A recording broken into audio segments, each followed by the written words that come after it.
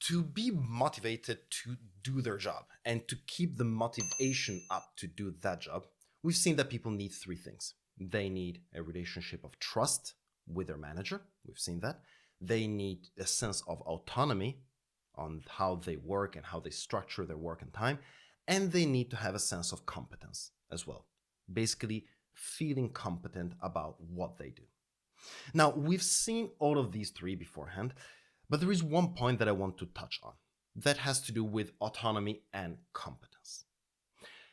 Long story short, they need to be there, both of them in parallel at the same time.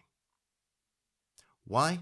Because there is no way a person will feel that he or she has enough autonomy to do his or her job while feeling incompetent.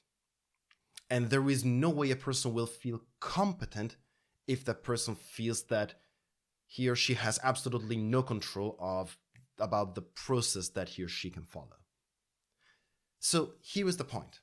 If you want to really drive your team, if you want to get results, if you want to establish an amazing environment for your team, and you're going towards building autonomy for each person and building competence for each person, then keep in mind that you need to work on those two in parallel. They need to be there.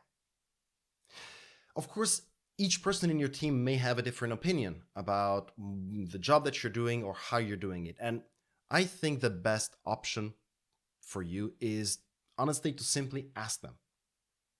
Maybe in your one-to-ones, ask them, how much do you feel I'm giving you freedom to organize your work and your time? And when I give you feedback or we look at the progress you've done, do I make you feel competent? Do I make you feel incompetent? And sure, provided you have a relationship with them that allows you to ask these questions. If you don't, maybe you're a new manager and you're trying to get to work with a new team, you maybe could ask people anonymously. Open up a Google form and ask people to answer to these two questions anonymously. And then see where you are.